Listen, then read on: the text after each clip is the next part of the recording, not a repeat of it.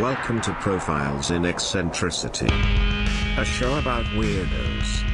With your hosts, John Fahey, Aaron Peter, and Matt Brousseau.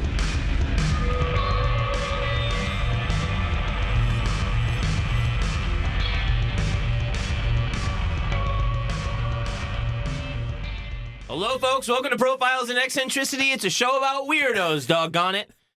I am your host, John Fahey. Joining me as ever, prettiest boy under the sun, the be-all, end-all, Ken-doll, 3 children stacked in a trench coat, disguising themselves as an adult man, each child shredded, ripped muscular-wise, huge cocks on all 3 of them, trans and bisexual, Aaron Joseph Peter. Hey, that's me.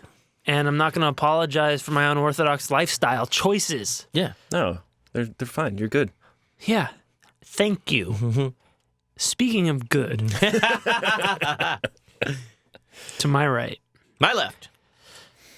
Matt Brousseau. Hi, thank you, Aaron. Handsome Matt Brousseau, how are you? AKA I'm great. the Masked Bruiser. Yes.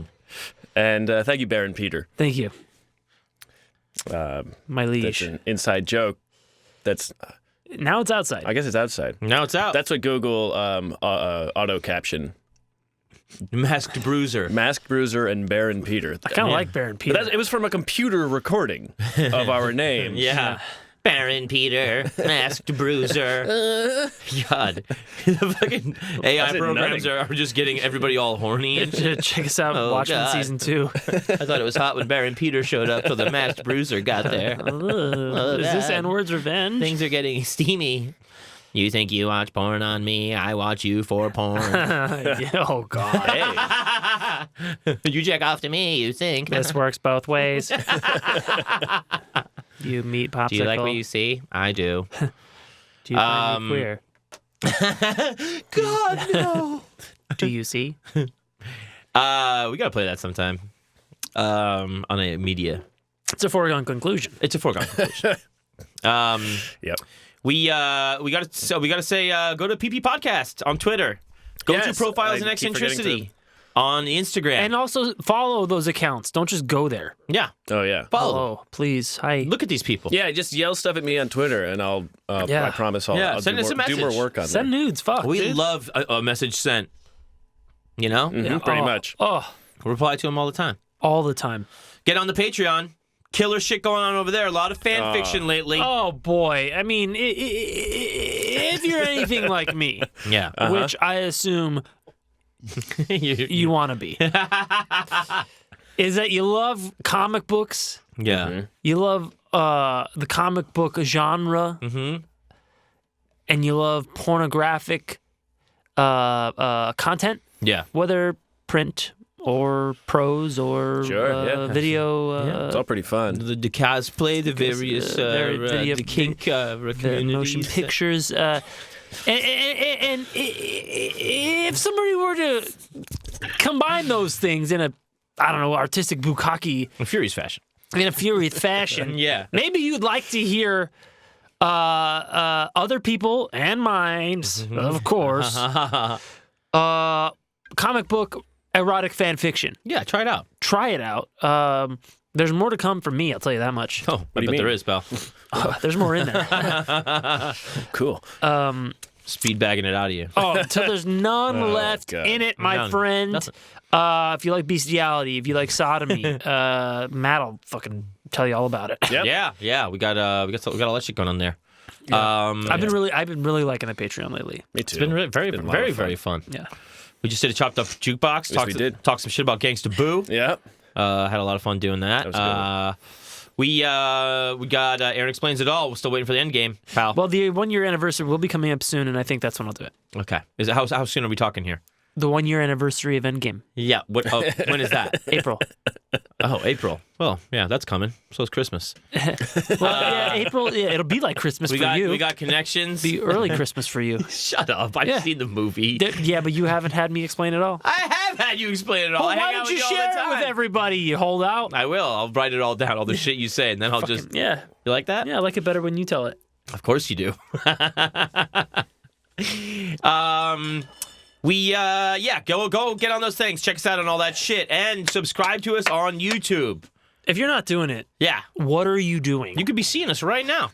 We look ridiculous. Yeah, Hi. people tell us that we're hot. Yeah, people tell us, yeah. Even people that aren't into dudes. No, people that are gay, question mark? Gay. I think I'm pretty much I'm gay, but you guys are hot. All three of you idiots. Yeah. We got that message recently. That was great. That was the highlight of my month. Yeah.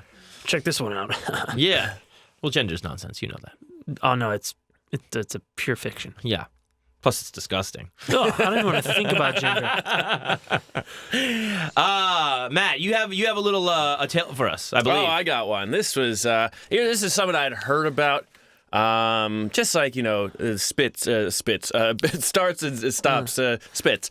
Yeah. And Skeets. And Somebody say my name?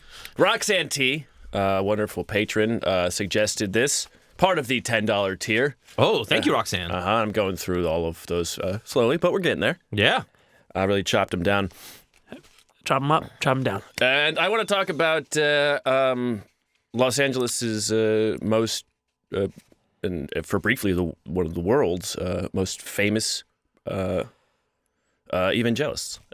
I always say evangelists, but evangelists. I think Vangelis did the soundtrack That's right. for That's Blade Runner. I heard that before I ever heard the term evangelical. Right. So, and also the Chariots of Fire theme. Was that Vangelis as well? Yeah. Hey, fucking nice. Yeah, Right? man. You like that? So one of the world's at one Premier point preachers. premier Yes. evangelists. In Los Angeles. This is going to be the story of Aimee Semple McPherson. Now, Aaron, you're an LA man. Hey, And, guilty as charged. You got something new to learn for you. I probably have no idea what you're about to tell You're me. right down the street. So we're going to begin, though, as all good things do, in Salford, Ontario in 1890. For anyone that's not aware, it's about a 31-hour walk from Toronto. A 31-hour walk From Toronto. in the snow, or is that the summer? That's probably the summer. In the snow, still. Yeah. About a 5-hour drive from North Bay, Ontario. Just want to give you a frame of reference here. Yeah, with the walking and the driving. Yeah. I like that. Yeah. How about as the crow flies? Yeah. Oh, no, I don't know about I don't crows. think you could fit on the back of a crow, John. Give it time. So we begin 18 months before we begin. And that's when an 18-year-old orphan named Mildred Kennedy, newly married to a 43-year-old man. What? Yeah. Mildred? She goes by Minnie. Yeah. Well, she was 18, but that's a 45-year-old woman's name. Well, she's married to a 43-year-old man. Nice. Those Yeah. girls used to be young, Aaron. And men used to be older. Agnes's and Mildred's. Agnes's. Thank you. Mildry. Now, Mildred, a.k.a. Minnie, she prays for a daughter who would preach. And because marrying this old man, she was stuck at home, and she didn't get to spend her time in the Salvation Army, working with them. Yeah. Well, And she praying. wanted to. She wanted But to, she couldn't. But she couldn't. She was at home. And so she prayed for her daughter Yeah. who would. Right. And as she prayed, a ray of sun broke through the clouds. I'm going to tell you a lot of these stories Yeah. are There's from a preacher. divine Right. intervention. So Yeah. there's a lot of bullshit. Yeah. Also, my sources were The Miracle Factory by Gary Christ, fantastic book, and the PBS episode about The Aimee. Mirage Factory. Ah. Mirage Factory. Thank you, Aaron. It was a mirage to me. So God came down from heaven and stopped these motherfucking bullets. So now, 18 months after this praying, Aimee Elizabeth Kennedy is born. And at 3 weeks, Minnie takes her daughter through the snow. Is where she was born October 9th. So 3 weeks later, Minnie takes her daughter through the snow, bundles her up, takes her to the Salvation Army, and it's just from there, Aimee she doesn't even know it, but she's hooked. Huh. There's uniforms, there's marchants, there's pageants. By age 5, Aimee could recite any Bible story, but she didn't even know her ABCs. Oh. She was smart enough to pick up those, of course, quickly enough. And then about that time, she started attending a Methodist church and a Sunday school. Before her teens, she was an award-winning speaker. She won the gold medal at the Women's Christian Temperance Union's public speaking contest. Huh. Pretty big one back then. Guess. And by around that time, she's not even a teenager yet, and she's invited to speak at Methodist, Presbyterian, and Baptist churches. She's making the rounds in old Toronto. It's this old-timey Toronto. Yes. I like that. And If you're from that place back then, are you a Tarantino? Yeah. that's a good question. Toronto. We'll have to ask them. Should. So she goes to school with the regulars, the seculars. Yeah. She starts reading novels Oh, no. and watching some films. There's not Films? many films back then. I can't remember. Wait, Yeah, what year, what time frame is this? This is 1900. This is 1900. So not films. Nickelodeon's maybe a Nickelodeon. No, I mean, they're films, but they're definitely not talkies. Tell you that. They're movies. They're true movies. But she's hearing God. God could be. Filling in the blanks. Yeah. Doing the director's commentary. Oh, then this dude fell down. Oh, man, it was so dumb. You would understand it. I work in mysterious ways. Yeah. You're not gay, are you? Not for those three guys.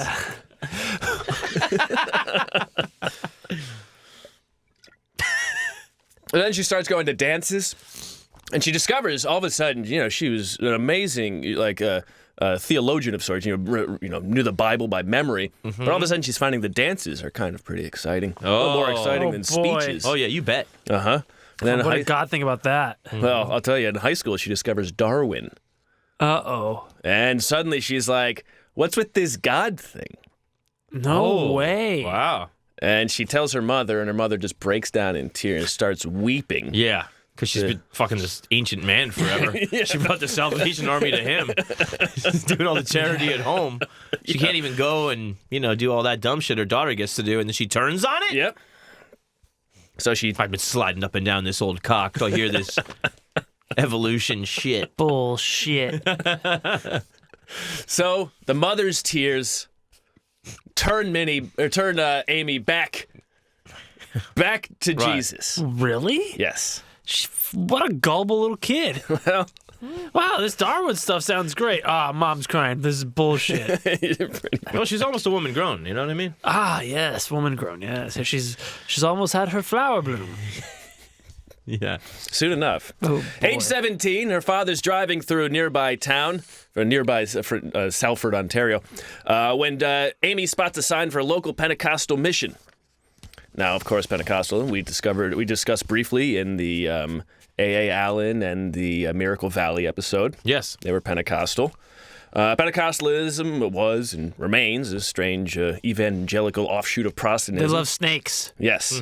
It's a more personal version, baptism with the Holy Spirit, that type of thing. Glossolalia. Yes. Yeah, they emphasize the four-square gospel.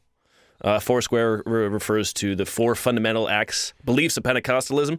Jesus saves, baptism with the Holy Spirit, heals bodily according to James, and he's coming back to receive those who are saved.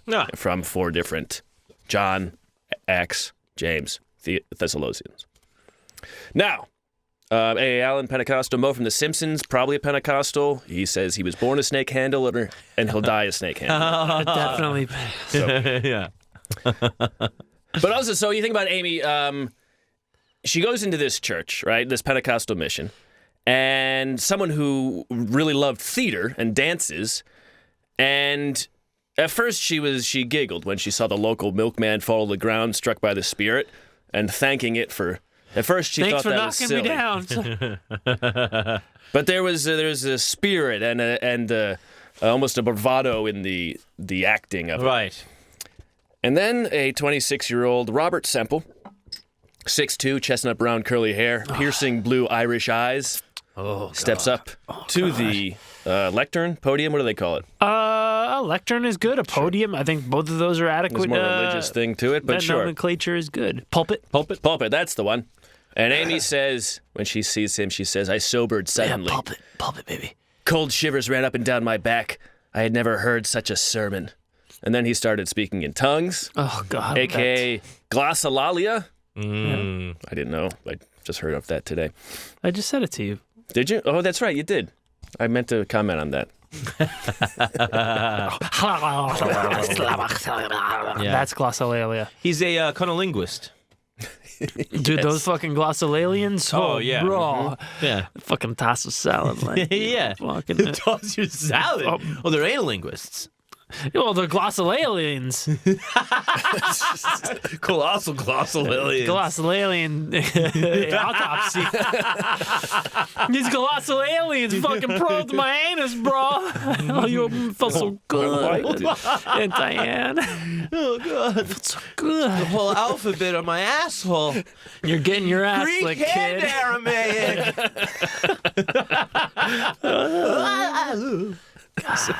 So she says he started speaking in tongues, and she says this spirit. She says, "quote This spirit prompted utterance was like the voice of God thundering into my soul. You are a poor, lost, miserable, hell-deserving sinner." And after hearing that from God, she quit her Christmas play. She burned her dance shoes and sheet music and the novels, and she started going to services every day. Oh, God. God, if only Darwin could lick Make a pussy. speech. Yeah.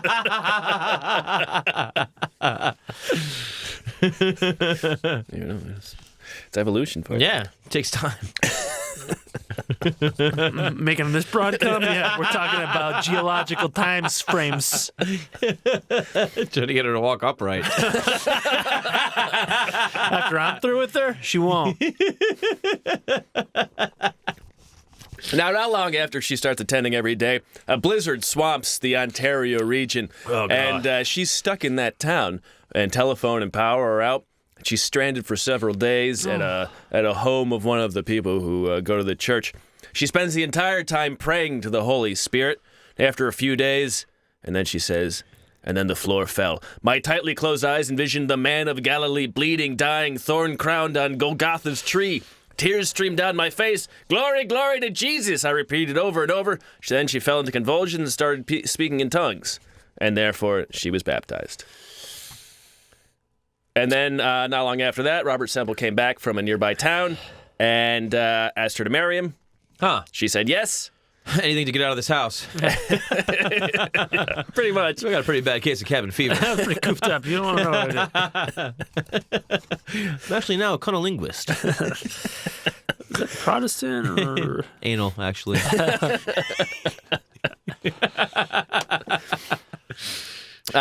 In August of 1908, she was 18. They get married.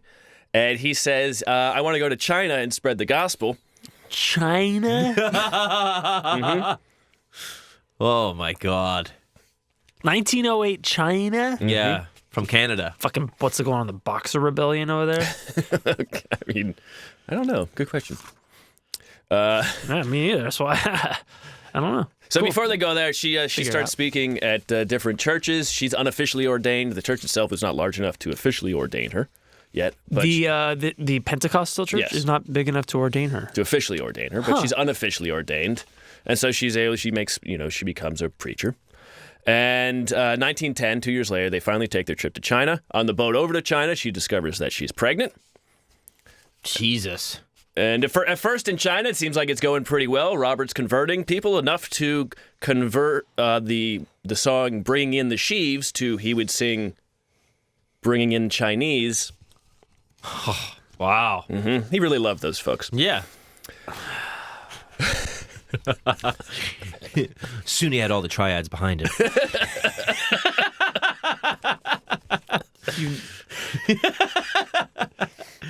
damn it. Spicing it up a little bit. No, I love it. You guys pee in this? I don't know if Coke's been invented yet, but if you guys beat it, I'm gonna be pissed. I met you guys tonight, right? So China wasn't good for her though, and as one of Oh, Round Eye? yeah. So you have to imagine. This farm girl makes one big trip into a land where she doesn't know a goddamn thing. Yeah. Goddamn thing. Yeah. She sees a funeral pyre, and it's being carried down the street. It's on fire, and she just screams bloody murder because she thinks the body is still alive. Pipe down! You crazy foreigner! We're gonna build a wall. Fucking You're Round Eye. next. Look at this Round Eye. Come on. Now, also 3 months later, she gets malaria and dysentery. Jesus! And then Coronavirus. She lays dying in one hospital wing, and as she lays dying in another hospital wing, Robert does die Holy shit! of malaria and dysentery. And she's pregnant. And she's pregnant. Husband dies while she's dying, baby with child. Yes. A month later, she gives birth. Wait, was it 6 months in? Or did she carry to term? I'm doing No, math I in my know. head. I guess she carried it to term. Yeah, well, I think so. She was probably 6 months in when she discovered she was pregnant. got it. Yeah, Gotta work some mysterious ways. I heard. there it goes. Robert was 20. His body was shipped back. He was 29. His tombstone reads, "He fell asleep in Jesus." Ew. It's Oh, wording. Oh. feels so good, Jesus. I never want to pull out. Stay with me forever. You're getting your cock sucked, kid. Jesus, do you know what you're any idea what you're doing? Hell yes, I'm God. I do it all the time. I'm gonna grab some shut eye real quick. Snuggle up. So she gives birth to Roberta a month after that. She's 19. Her daughter's Roberta.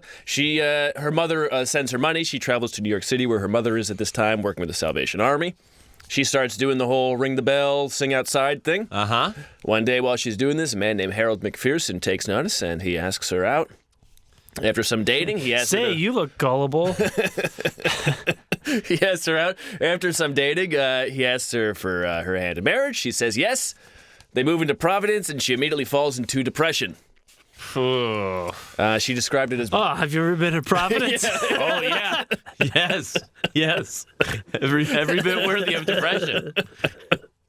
It's pretty bleak. Oh god. Oh, Providence. Why is it called Providence? Yeah. She called it backsliding and straying from the path of righteousness.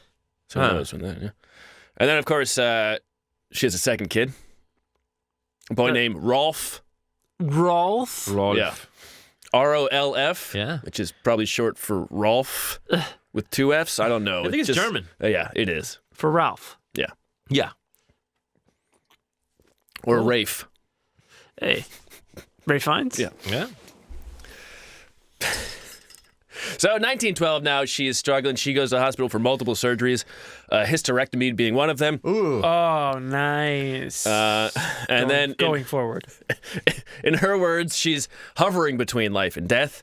And at this point, you'll notice a pattern here emerging. At this point, God yells at her, and he says, "Now you will go." And she answered, "Yes, I will go." And then instantly she was fine, hopping around the hospital, she says. Of course, she actually had to go home and recover. And then one night, while she's recovering, she tells her husband that she wants to go I'm out of here, pal. tour and preach. Yeah. He says no. So in the middle of the night, she takes the kids and boards a train and rides it back to Ontario. Nice. From New York? From Providence. Providence, the depression capital. Yeah, so her mother's in Ontario again. She rides all the way back to Ontario. And she leaves the kids with her parents. She buys a cheap white dress, like a nurse's uniform, travels to a nearby Pentecostal camp, and just starts preaching.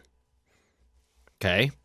And she gets a very small congregation, and she's not getting any followers, so one day she takes a chair, she puts it in the middle of the road, she stands in the chair, and just holds her hands up to the sky with her eyes closed. Uh-huh. And as she's doing this, people would just start walking up, going, Hey, What lady. the fuck are you doing, lady? Out of the road. we got buggies here. yeah, pretty much. I got 31 hours to walk. You see that line of buggies in 100 feet away? In 3 hours, they're going to be right here. And they're not going to be too happy. This ain't Providence. So she starts doing this, and when she feels like she has enough of a crowd, she opens her eyes and she yells, "Follow me!" And she runs down the road to her church. And so all the Come on, people, there's prizes. all the people follow her. Uh-huh. and she locks the door behind him. Man, there was really nothing going on back then. There Come on, was let's go. Oh, lady's running. Where do you think she's taking us? Oh, it could be anyone. God, You think can't wait. anti-hands here? She's probably gonna fuck all of us, huh? Yeah. My dress, trophy wife. And she gives him a 40-minute sermon, No. and apparently the folks were hooked. Oh, really? Yeah, and her congregation never stopped growing. Look at how fast her tongue moves. Now read from the book of I'll Suck Your Cocks, all you guys. I'm telling my cousin about this. Verse, yeah.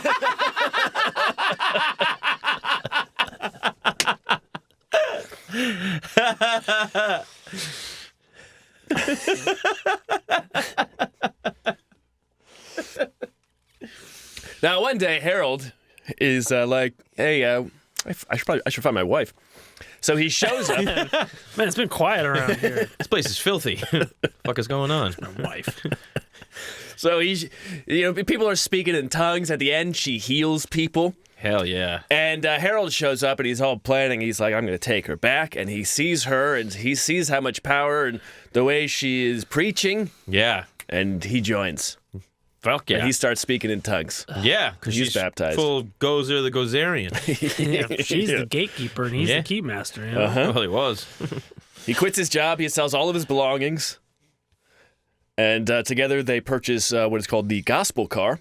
The gospel mobile That's right. It's a gospel car. Runs on positivity, and unleaded. but mostly positivity. So they have one side painted with the words, Jesus is coming, get ready. And the other side says, where will you spend eternity? Huh. And so for the next 9 years. They really have not changed that fucking message. No. Those No. billboards when you're driving in the middle of nowhere are like, want to know, get out of hell free car? There's like a fucking aborted fetus on there or something. Yeah. Like, they haven't changed. Nope. Not at all. Where will you spend? I was hoping to fall asleep in his mouth. I knew a guy Kind once. of ideal.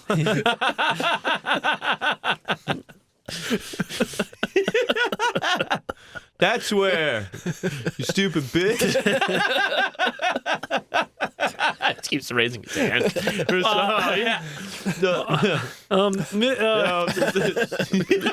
Miss McPherson? Miss McPherson, is it true that if you fall asleep inside Jesus, it's not gay? I'm asleep. No, he's catching. I'm pitching. So, He said, forgive me for they not know what they do, so I don't. Excuse me, bitch. Fucking bitch. McFuck. McFuck. McDonald's? so they start touring in the gospel car God for the almighty. next 9 years. And what year is this? 1912? So this is 1911. So they're in a 1912. fucking Model T. Oh Crank yeah. it, They baby. go Crank that hard ass motherfucker. tires, fucking mud roads. Yeah. Great. And speaking of traveling, let's take a quick little break. Okay, sounds good to me. Sure. All right.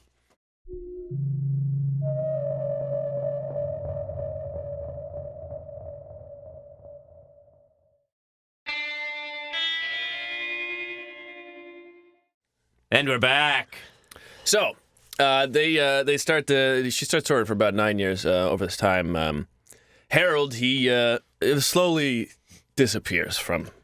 Really? He decides that he wants to become a preacher. Oh. A traveling evangelist. I'm never gonna figure it out.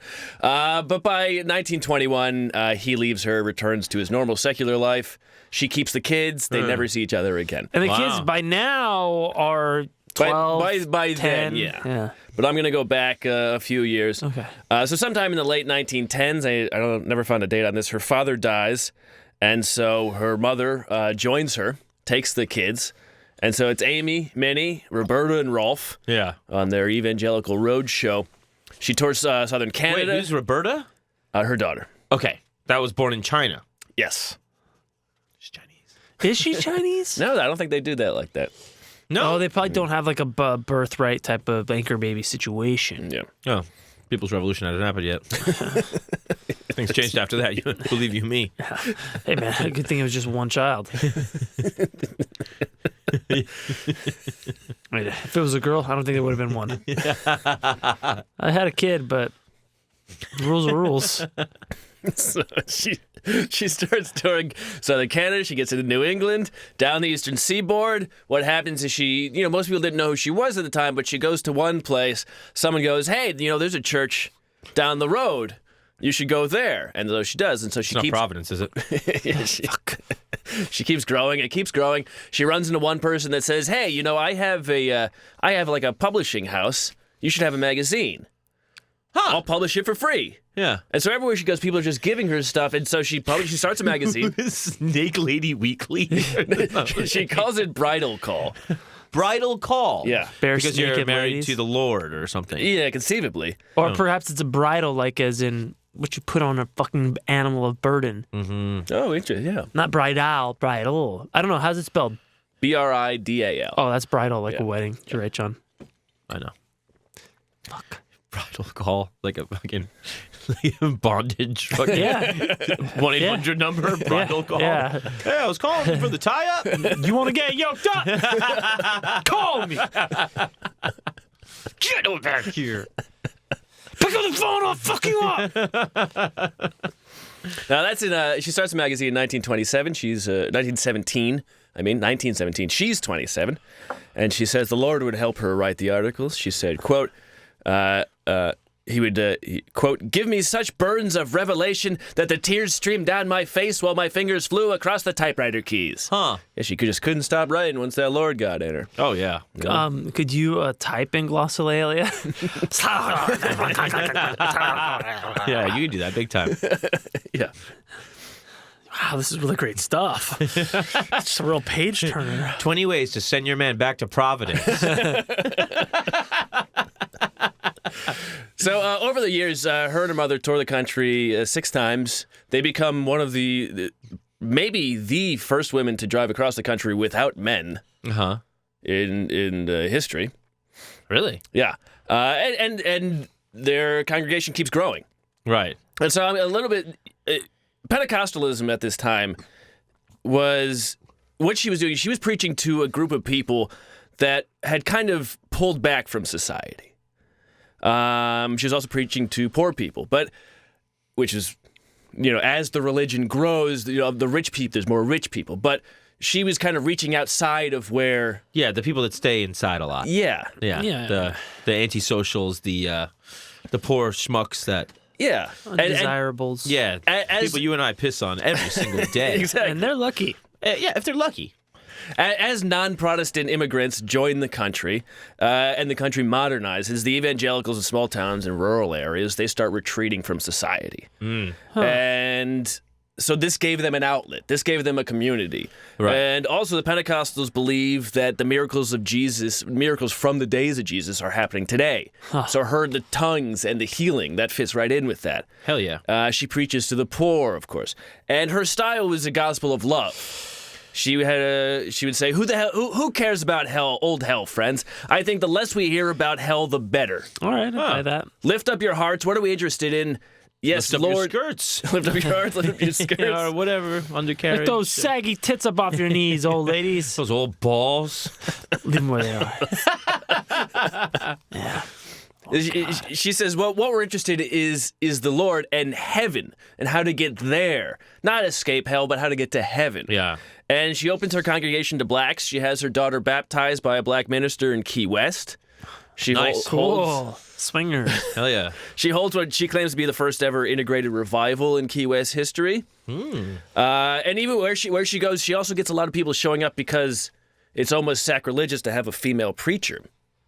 Right. And so some places the preachers would say, there's a she-devil coming to town and stay away from her. Huh. And that was good publicity. Yeah. Yeah. And at one point, and she was quick on her feet, at one point she's noticed there's a big crowd and she says to them, I know a lot of you folk came to gape at a woman preacher, but while your mouth is open to gape, I'm going to pop the gospel in it. And then they were like, hey, all right. Hey, did he say, Miss Excuse me, Miss McPherson. did he just said you were gonna gape and then put something in a mouth? I have a question about Chinese dude's anatomy.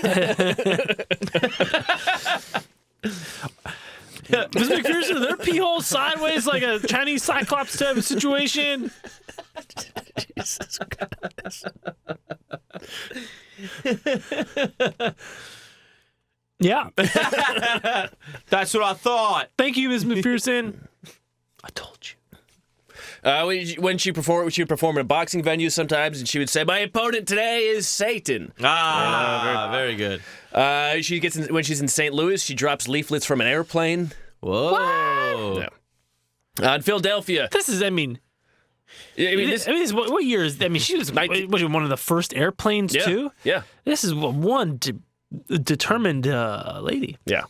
You know 1918. that new gospel you've been looking for? Well, I'm after this.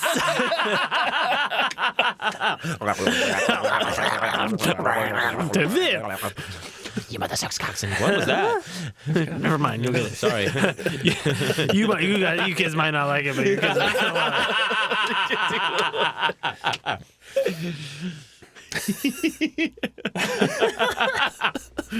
it. Oh boy.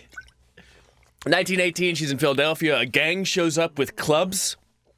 Oh shit! And so she had heard about this before it was coming, so she thought of an idea. So they're standing in the audience among the non-club members, and what she does, she notices them, and so she tells the crowd, the people following her, she says, "I want you all to take a bow when I give the signal." And so in the middle of her speech, she gives the signal. They bow, and that leaves all the guys with clubs standing up, just alone. Uh-huh. And apparently this disarmed them enough that they... Oh, shit. Yeah. Oh. We're not hidden anymore. Yeah. That's it for the club. The club. We're gonna hide it. My butt. And she also, she starts, as she grows, she starts pulling back from some of the, the tongues and the healing. Really? And she says, she says that she's fishing for whales, not minnows.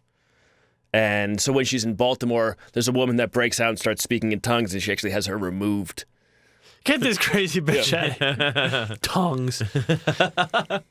I don't understand a word you're saying. You're out of your goddamn mind, lady. Get her out of here. Get her the fuck. Get her.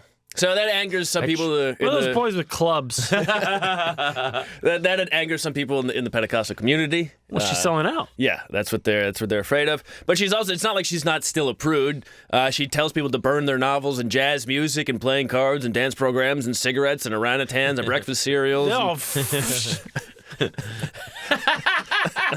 You got it, lady. After this hand, I'm tossing out the records and throwing away my Fruit Loops.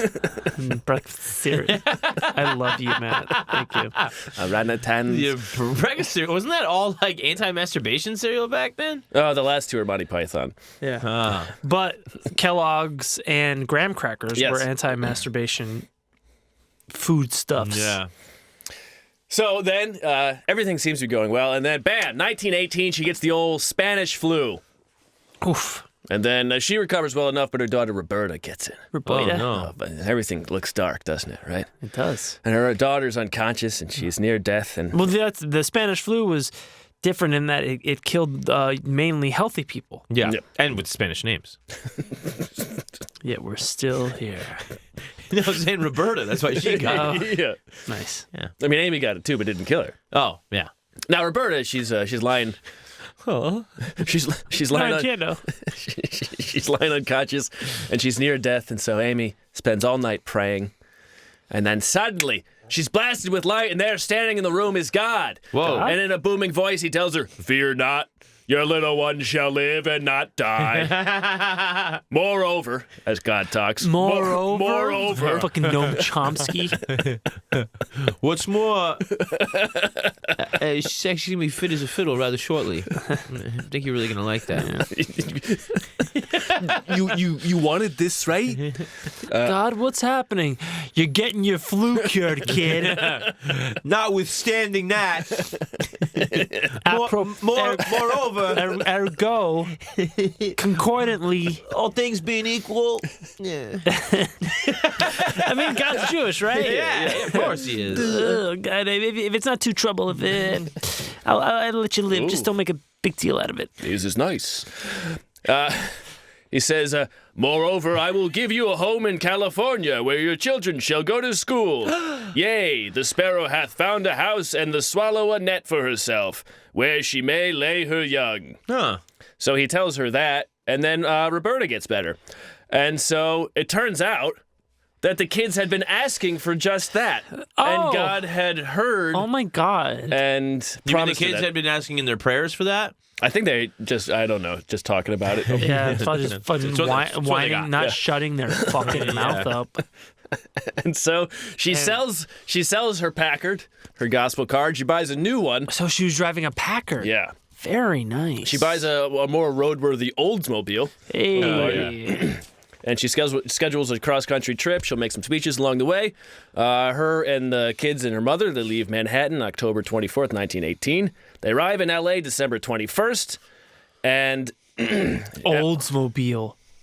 What a name. My grandma had an Oldsmobile until just a couple years ago. Oldsmobile. Yeah. Seems like it never would have been in style. I can't. Oldsmobile? Yeah. Newmobile. Yeah. I'm sorry. They don't make them Please. like that anymore. God. She arrives in L.A. At a Pentecostal brother and sister's house. I don't think they were brother and sisters, I think. But hey, I don't know how it works. You never know. And she says when she arrives, she says, as the great gate swung open, a smiling face greeted us enthusiastically. God spoke to my heart.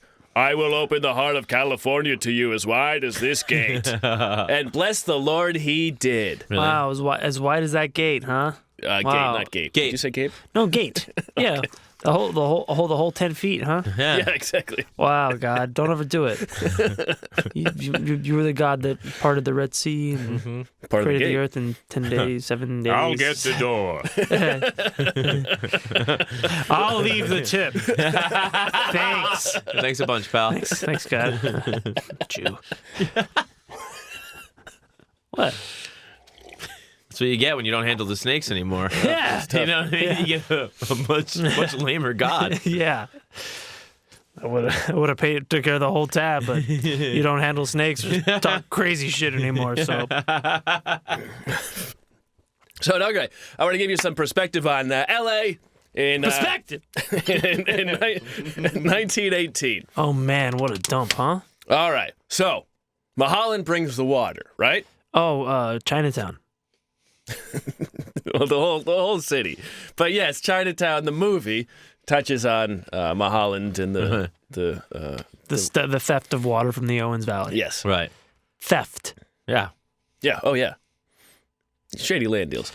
And so Mulholland brings the water. The water allows more people to move in, especially white Easterners. One of them being D.W. Griffith, the movie maker, among many other movie makers. A movie maker who, like the studios, finds that you can film is starting to slowly, but very quickly. That doesn't make any sense. It's film that is very quickly blowing up. Right. And they find that you can film any scene you want in Los Angeles in the surrounding terrain and make it look like it's anywhere. They've got a map. Yeah. There's a map that shows. So I'm not trying to step on. Here's your where feet. you drive, like, Orange County. All right, that's southern Spain, and then Right. the Angeles Mountains. That's Right. fucking Switzerland. And, Yeah. you you go drive an hour. You can film anywhere you Yeah. want for the undiscerning Yeah. viewer. And so the city starts becoming an artistic mecca of sorts. Now, there's not enough time to get into all of that, but L.A. then, just as now, was where religious outsiders flocked. This is from 1895, novelist Mrs. Charles Stewart Daggart.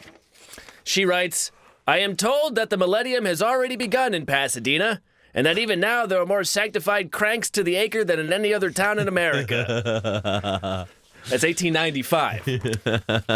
And Pasadena was like the original Beverly Hills. Yeah. And then But with cranks. Like I said, So you start the the car. original in Beverly Hills. 1921, John Stephen McGrody was a poet laureate of California, journalist, and 1930s U.S. Congressman for California. In 1921, he wrote, Los Angeles is the most celebrated of all incubators of the new creeds, codes of ethics, philosophies. It is a breeding place and rendezvous of freak religions. But this is because its winters are mild, thus luring the pale people of thought to its sunny gates, within which man can give himself over to meditation without being compelled to interrupt himself in that interesting occupation to put on his overcoat or keep the fire going. So he's saying that all the weak people that can't handle the East Coast winters come here. They can come here and Not have to think. meditate without having to Deal with the elements. with life. Well, he's not totally wrong. Now, my favorite, though, is from 1935. This is Bruce Blyven, and he writes, Here is the world's prized collection of cranks, semi-cranks, placid creatures whose bovine expression shows that each of them is studying, without much hope of success, to be a high-grade moron, angry or ecstatic exponents of food fads, sunbathing, ancient Greek costumes, diaphragm breathing, and the imminent second coming of Christ. Still holds true. Yeah. Nothing's changed. Nothing's changed. I do like where they try to study without hope of success, becoming morons. They're so dumb they can't even hope to become a moron. Not at all. No, it's moronical to be a moron. Moronical. Now, in the tips. Now, in the Mirage Factory, Gary Christ, he sums this Aimee Semple McPherson's arrival this way. He says, in a sense, Mulholland and D.W. Griffith had already seen to the city's physical, economic, and artistic requirements. And now Aimee Semple McPherson was here to minister to its spiritual needs. Huh. In less than a week, she was already filling a 1,000-seat auditorium downtown.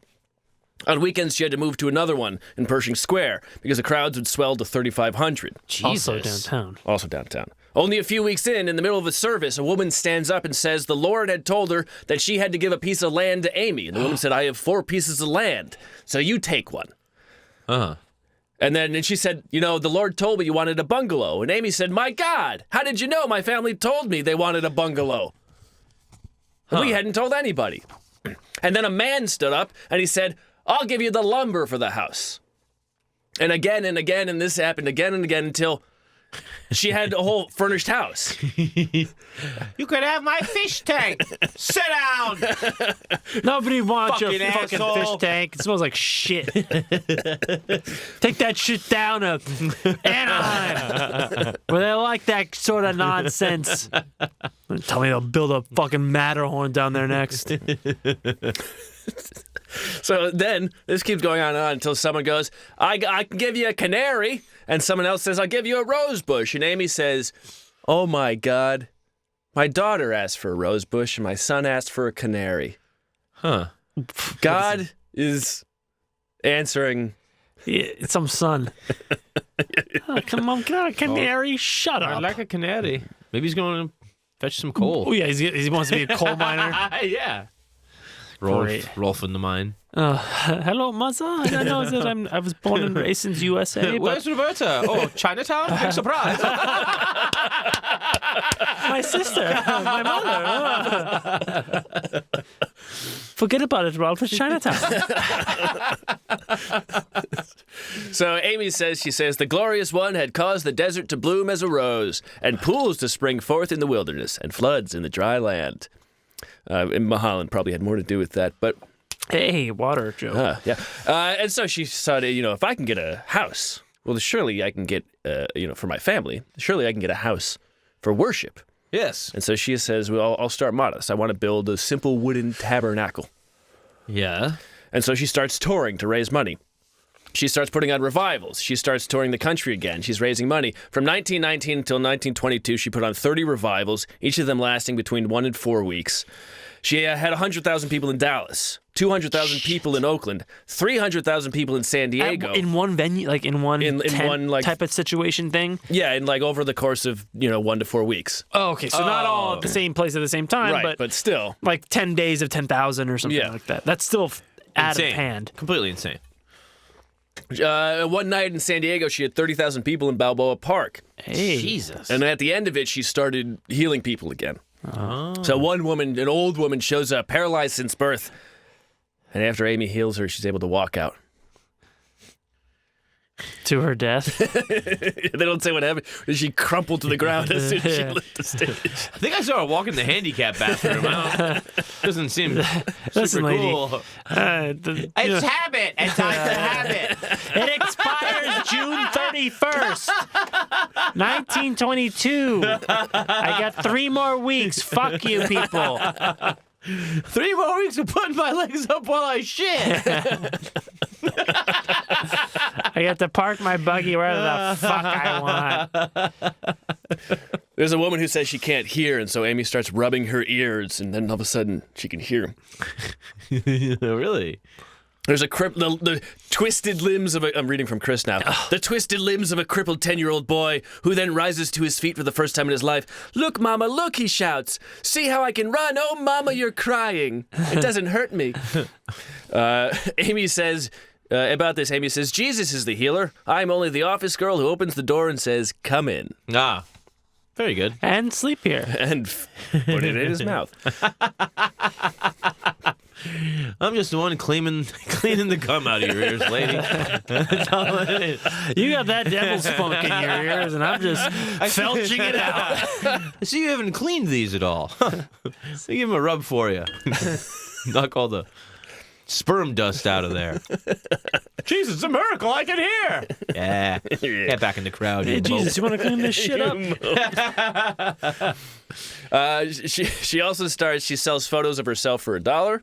She sells small bags of cement for $5. Small bags of cement? They're like little bags, like kind of like it signifies us building. Cementing our relationship. I thought of that. That's clever. Yes. Building the house that Jesus built Maybe or you want to whatever. make a little statue out of me. I don't know. I don't know. If you want to put it inside your butt. Just an idea. She also sells miniature chairs for $25, and anybody who buys a chair has a permanent seat reserved for them in the temple. Ah. And they're called chair holders, like shareholders. Shut Chair up. holders. That's good. It's pretty good. And she sold. She also sold miniature chairs. Anybody who bought one of those got their head examined immediately because that's fucking stupid. Because what the fuck? Yeah, anytime you buy one of these miniature chairs, it comes with a free psychiatric opinion. But in only 4 years, she had raised enough money that her simple wooden tabernacle turned into what is now the Angelus Temple in Echo Park. Yeah, holy shit. Yeah. That's still there. It's still there. Which one's that? The one right by the lake. It's gigantic. Oh, that big fucking thing? Yeah. That's a big motherfucker. Yeah. Yeah. She had raised at least $3,000, and most people say it's closer to $1 million. Wait, at least 3,000? 300,000. Okay. At least 3,000, somewhere between 3,000 and $1 million. Who's to say? Upwards, we don't really count. We have shareholders instead of shareholders. I don't know about finance. The board members are bought boards. Yeah. The board members are mostly snakes. And that's not anti-Semitic. They're talking a ton. Fork tongues. Yeah, they're talking in fork tongues. They all have lisps. I've seen the light. Oh, in a ferocious fashion. So, Mike? so the temple holds 5,300 people. And when it's finished, she gives a nice little speech. And on the inside, it looks more like it's more of a theater than a church. Mm. And it's pretty elegant and extravagant, not in a church way, but in like a fancy This is why you want to have like a show. Hey, man, hey, Greatest show on earth. hey, I'm hearing maybe we have a show there. Ooh, I'm sure they rent it out for a reasonable fee. probably not reasonable. We could buy some chairs. Yeah, we bring our own chairs. Mini or regular? I don't know. Snakes. Someone said, looking at the church, they said she put the cost in Pentecost. Oh. But it's kind of like, like there's so much fucking money in religion. Like, really, you're gonna? Yeah. Now, but they would hold 21 services a week, and they would have all kinds of speakers, even a Supreme Court justice. I couldn't find the name of which one. Jesus. Spoke No, it wasn't there. Jesus. Three. Wow, man. Yeah, so 3 a day. 3 a day. Yeah. Or maybe 4 on Sundays. And Yeah, or something like that. Two Yeah. less than- yeah. Tuesdays are slow. And with establishing the Angelus Temple, she also establishes her own denomination called the International Church of the Foursquare Gospel. So is that the Foursquare Church? Yeah. In like what is now known as the Foursquare Church? No shit. So she starts that. Holy shit. And it comes from the chapter 1 of the book of Ezekiel. Ezekiel has a vision of God, and God's revealed to be 4 different aspects: a man, a lion, an ox, and an eagle. It also represents the 4 aspects of the department of Christ: Savior, Baptizer, Holy Spirit, Healer, Baptizer with the Holy Spirit, Healer, and soon returning King. Yeah, demolisher, apocalyptic, Hellraiser type of situation. Yeah. No animals for Jesus, huh? Yeah. Kind of a bummer. Yeah. 3 for God. 1 for Jesus. Give him a bear. Oh man, Give him a bear, that something. Ezekiel fucking gospel's a real doozy. Yeah. He talks about seeing a UFO, man. It's fucking nuts. Really? Oh yeah, it's got wheels in the sky, keep on turning, and there's flames and the fire and the flames. And like you said, there's a head of an ox and a bull and a lion and a man, and there's like all sorts of shit flying around. He's flying above the earth, looking at it from top down, and then he tells people how to make bread. Really? Yeah, Ezekiel bread. That's from the Gospel of Ezekiel, And it's of course, it's a straight up psychedelic trip. The most and also, famous Ezekiel of I all am time. the Lord. Yeah, from Pulp Fiction. it's only the last line is the actual verse. All the rest is made up by Tarantino. Yes. I thought you were talking about Ezekiel. No, just Well, that. when he quotes, You will know my name is the Lord when I've laid my judgment upon you. I think is the only real is the entire thing that he says. Yeah. And all of the rest is just Oh, okay. I didn't know that. pretty flowery. It sounds great. Yeah. it's also on Nick Fury's tombstone. It's true. She likens this. The path of the righteous man is beset on all sides. By the iniquities. So her message for like the church when she establishes this temple, her message is Jesus, Jesus all day long, and she says, "When I was a little girl at Canadian school, we used to dare each other to look at the sun the longest." And then when we would look back at Earth, the sun was everywhere. Sure. On the schoolhouse, the wood pile, the pump. It's something like that. We've been looking at Jesus, the Son of Righteousness. We have seen his glorious face, our blessed Redeemer. And when we look back, we see Jesus everywhere. Because it's burned into our retinas and there's irreparable damage done to our psyche. Yeah, that's exactly right. But it immediately starts growing. A month after opening, What, they're ocular tumors? yeah, the temple itself. A month after growing, she opens a prayer tower where they set up a phone line, a switchboard, and people call in all day. All the women at night, men during the day, answering the phones. There's the other way around, I think. Call me. Answering the phones, and they'll pray for whoever calls wants them to pray for. Oh, So it's like my the son Dr. Manhattan booth in fucking Yes. Watchmen. My son is sick. I'll pray for him right now. Yeah. That is diabolical. Fucking genius, yeah. She starts. We should do that. We did that in the Oh, we did that in Walla Yeah. Cabin. You want to talk to us or something? Yeah. Call you back later. What did I say to them? Oh, yeah, they're sleeping. Yeah, call back later. Yeah, pretty hard. Be right back. I gotta go puke up some slugs outside. Hey, the slugs love it. Maybe they'll shit over this thing next. I'm hanging out. We're going to stick around here for a minute. This place is really going. See what comes over the banister. I think they're coming back. Sounds like they're really on one. I think they're playing chess. So also, she starts using the place to train other evangelicals to go out and spread the gospel. She starts a child care program there. She starts a work placement program there for ex-prisoners. Oh. So she starts building a community within this building. By the next year, February 1924, she raises $50,000 and she gets a radio license, One of Oh, fuck. maybe the 7th radio license in Los Angeles. One of, maybe the first female-owned one. Uh-huh. She establishes KFSG, K, Foursquare Gospel. Uh-huh. Only 6 stations in LA at the time, and she becomes immediately one of the biggest. And she starts hosting the Sunshine Hour every morning when she's in town. And she'd also started broadcasting her sermons along with orchestra and organ music. Her daughter Roberta does a children's program. Uh-huh. They have healing services. They even have a serial Full Mandarin. In full Mandarin. And with translation. Yeah. If you're looking for the Glossolele translation, please tune to 88.9. I don't know what they're fucking saying. Oh, this is Chinese. You sure? They even have a serial drama, The Adventures of Jim Trask, traveling evangelist. Wow. Yeah. Oh boy, here I am Here I go in preaching again. Ontario. It seems like I gotta walk another 31 hours to get to Toronto. They're all non-believers here.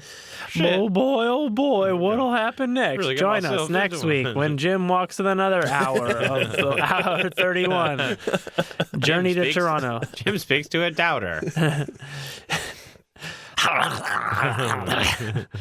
Sold. Dude, you smell like shit. I like it. The radio reaches all the way to the Midwest and sometimes even all the way to New Zealand. What? They got letters from New Zealand saying, "Hey, I heard your program." Hey, I crashed my car and the radio dial automatically went to whatever the fuck you are. And, oh man, in that moment of pure despair and concussion, I really was buying what you were selling, lady. So it must have been AM radio. I don't think there was another. Yeah, probably. So as she gets bigger, so do her sermons. On Sunday, she starts doing what she calls illustrated services, where she basically puts on Bible plays, religious entertainment. So with Hollywood just down the road, she starts taking some pointers. She hires a set designer and a stage manager. She has casts, and she starts putting on these, exciting shows. It's not just preaching; it's a fucking show. So Nice. at one point, she shows up dressed as a USC football player, and she does a sermon about carrying the ball for Christ. On another day, she dresses in a policeman's uniform and poses with a highway patrolman's motorcycle, and she even rides it down the aisle and on the stage. Huh. What the fuck? Even Charlie Chaplin was a fan. Really? Yeah. This lady's nuts. At one point, she does a whole thing about called the Gates of Eden, and she has animals on stage. She has this macaw on stage, and all it can say is "Go to hell." And so she's able to. I don't know whether she knew this or not, but she's at least she's quick enough on her feet. So then she uses the macaw as the voice that is getting Adam to sin. So she kind of is able to work with a bird that can only say "Go to hell." Bird, snake, same shit. Yeah. And Well, actually, the one that got Adam to sin was Eve. Let's be real. Huh. Yeah. I mean, let's get right into that Hey, that's debate. gospel, man. Yeah. Mac, go ahead. so she starts. I don't believe it. I'm just telling you. Eve was the temptress. The snake fucked with Eve. Eve fucked with Adam. Okay. I'm just a simple snake. I don't I don't know right or I don't wrong. know where apples come from. I don't know what they eat. She cuts her hair short. Crazy. That's Oh wild. no! Wow. Did they burn her at the stake for that? No, but critics start calling her sermons, quote, supernatural whoopee. Huh. By the mid... Supernatural whoopee. Yes. Whoopee. Like And that as- was foul language back Yeah, I then. mean, like in a dating game, where was the craziest place you ever made whoopee? Yeah. I don't know, in the ass? All right. By the mid-1920s, only a few years after starting this, her congregation is now 10,000 members, making it allegedly the largest single Christian congregation in the world. Wow. And now, in the 20s, the highway patrol had motorcycles? Yeah, apparently. Man, pigs. There's also the LA Red Car line. They made a special stop. They had to design larger cars just for the stops in the area. And Angel's Flight was right up the road. Was it? Yeah. Oh, I guess it is. I mean, down the road. Sorry. Yeah. What is that? Angel's Flight was a trolley car situation downtown that kind of went from downtown. Oh, yeah. No, up- I know where that is. Yeah. Huh. Now, so she was. Angel Bible shit. Yeah. Really apropos of nothing. I'm sorry. No, I get That's it. okay. So she was constantly surrounded by thousands and thousands of people and worshipers and people loving her, and yet she was still pretty lonely. And she wrote, at the end of each day, dear people would go to their homes arm in arm, while I would sit in silence watching the last light extinguish in the big auditorium and the last happy couple disappear into the darkness. Mm-hmm. And... I watched Roberta go off to run her opium dens.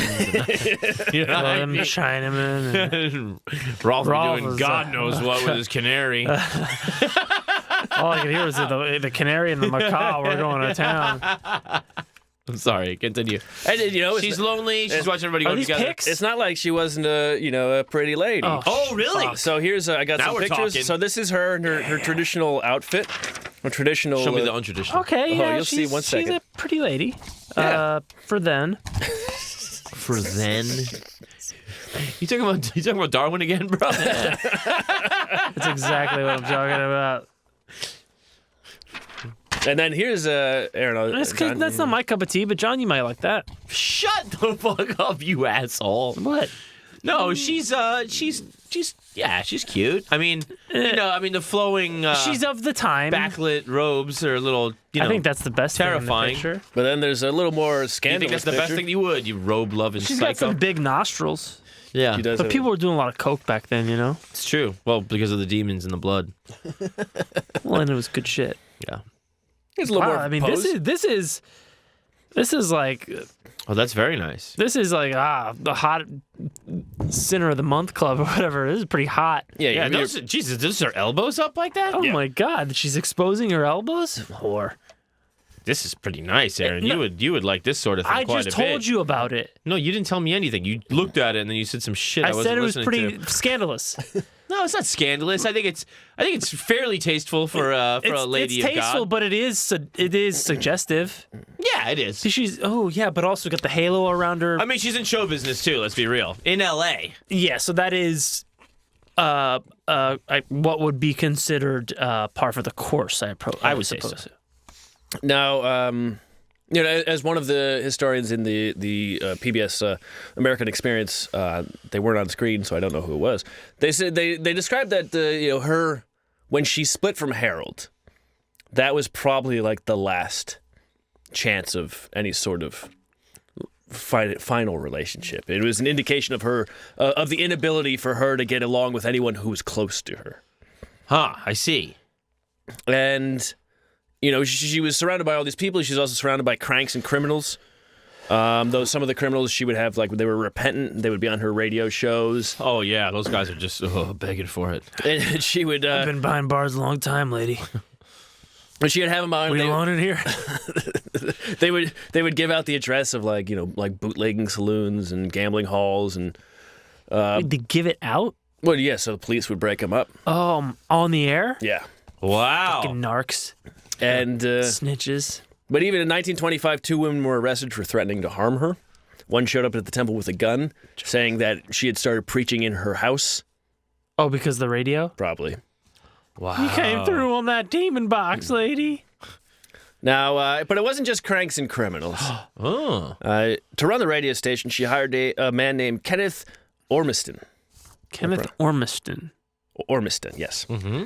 And, after some time, people found that when she would be setting up for the Sunday service that they were going to broadcast, she would do a little sound check. And some folks were like, this is getting kind of a little flirty. This isn't, Oh, yeah? Between her and Kenneth? yeah. Hey, Kenneth, can you hear me? Breathe. Hey, Ken doll. And here's, Hey, wait a minute. here's a picture. Here's a picture of Kenneth, John. Aaron. Here's a picture of them at the radio station. Oh, this guy looks... Yeah, he looks like the kind of guy a religious woman would like. And this is her? That's her, yeah. Okay, she's filled out a little bit. Jesus. In a classy way. And her hair's darker. It's probably Honestly, not a a great little more picture. my type. Yeah? I like it Are when you pointing to your own breast right now? Is that I'm what- touching it in a All right, get over yourself. Pass it over here. I'll give a shit Oh, about now you your want to type. see pictures of the kind of girls I like, huh? I want to see the picture that is being shared you on know what? I got our show. I got a picture here of what you like. This man. Hey, nice. Your weakness is men. That's right. Mine is fucking curvy brunettes. What actor does that guy look like? I can't think of his fucking this name. guy I meant looks to look it like up. I got it. Oh, this is A cute. bald Dylan McDermott. Okay, I can see it. Yeah, it's a cute picture, huh? Yeah, it's cute. It is I bet cute. they See, liked it. you like it? I like that she filled out. I mean, a the little. whole thing. I mean, just all that old phone equipment and Yeah. You phonograph love stuff. And the I don't know what the schematics, hell and he's doing the there. beakers and shit. there's no beakers or schematics. So, they start getting a little She looks flirty. good though. December 1925, Minnie, her mother, who's been hanging around this whole time. Oh God, she's been around the whole time. Oh, yeah. That's dope. Well, she's doing all the behind-the-scenes stuff. She's taking care of all the money. Oh, okay. Excuse me. And her mother fires Kenneth. No. Well, that's why she's not with a man, because she's got this fucking mini Old hanging over hag. her fucking Probably shoulder. does. So Mildred. after that, Is her fucking old druid of a husband still around? Druid. Is he still lurking about? Was he fucking hanging out at Stonehenge? no, she's got one dead husband. He was already ancient when she married him. Fucking Tomb of the Dead. You've chosen. Holy. So after he gets fired, Aimee starts getting a little moody. And Yeah, she's not getting theoretically dicked down. Yeah. Yeah, or anything remotely close to it. Yeah. Or threatened, like, with a good time whatsoever. And so one of the workers there, he recommends that she take a vacation. She goes on vacation to Europe. Not long after she leaves, Ormiston's wife calls Minnie and says, "My husband's missing." Uh-oh. Oh, do you think that he met her in Europe? On the run, baby. Minnie sends a telegram to Aimee, and a few weeks before Aimee comes back to L.A., Ormiston calls in to the radio station saying, "Hey, how's it going? What's up, guys?" "Oh, wait, what do you mean? People were looking for me? What are you talking about?" What are you talking about? I'm just here in Los Angeles, California, in the United States of America. And then he shows up at the station because He was in L.A. well, who knows when he got there? Right. I mean, right. Nobody knows. Well, listen, man, they weren't they didn't have Concorde jets. back No, it's then. true. It's true. Quick, I got to get to L.A. In 4.5 short weeks, I'll be there. It's a 31-hour walk. I'll be there in 30 and a half. I'm no pedestrian. Thank you would be nice. But then when Aimee comes Please, back, whatever. when Aimee comes back, she starts saying, instead she used to say we, or kind of like her mother and her who were running. But now when she gets back, she starts saying I, and she starts asking for a larger allowance from the church collections. Oh, she got that good, dude. That European shit. And then May 18th, 1926, Aimee and her secretary go out to the beach for a nice relaxing day. Female secretary? Yes. Nice. And there's a couple different versions of how this happens, and I'm I'll going take a message. Do that fucking Shakira shit. Hello. Sorry. I'll let her know. Could you spell that? May 18th, 1926. Aimee's 36. Her and her secretary go out to the beach. Nice, relaxing day. She's 36. There's a couple different versions of this, but I'm going to go with the Gary Christ one, which I think is... Will you tell us the other ones too? Or No, it's just a small detail, but I think I like. he summarizes it better. And they go out swimming. Aimee's wearing a nice little... Were they at Manhattan Beach, pea green. Dockweiler, or I forget. pea green? She's wearing a pea green Yellow, pal. bathing swimming suit. Pea green. Pea green. And so she's swimming with her secretary. Uh-huh. And you don't know what beach because it matters to me. Okay.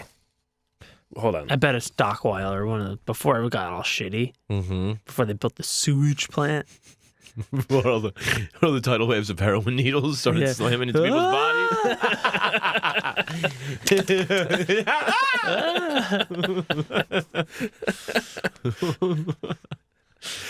My acupuncturist sent me here. You look like Chinese. you look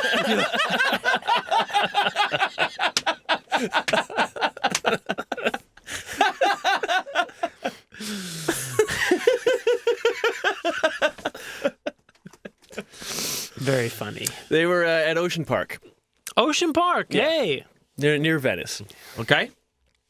Amy's working on. She was going to. There's this sermon, this play sermon that she had done before, but she was going to convert it so kids could see it. So she was working on some changes. So she told her secretary, "Hey, can you phone into the church and tell them that I'm going to make these changes?" Her secretary says, "Sure." And she goes off and she phones. And when her secretary comes back, she sees Aimee swimming. Before she leaves, Aimee goes, "I'm going to go for a quick swim while you're gone." And the secretary comes back and she sees Aimee swimming. She's like, "Oh, okay." But then she realizes, wait a minute, that's not Aimee. And so she starts running around and she can't find Aimee. Uh-oh. And the Coast Guard shows up, or the lifeguards show up. Everybody starts looking. 5 p.m. that afternoon, Minnie Kennedy gets a call that Aimee is gone. And immediately Minnie goes, "She's with Jesus. She's gone. She's drowned." No body had been found. Just nobody's seen her in 6 hours. yeah. Oh, well, I guess that's it. Call off the search. Well, she might have walked on water about 31 hours ago. I guess I get to control all this shit.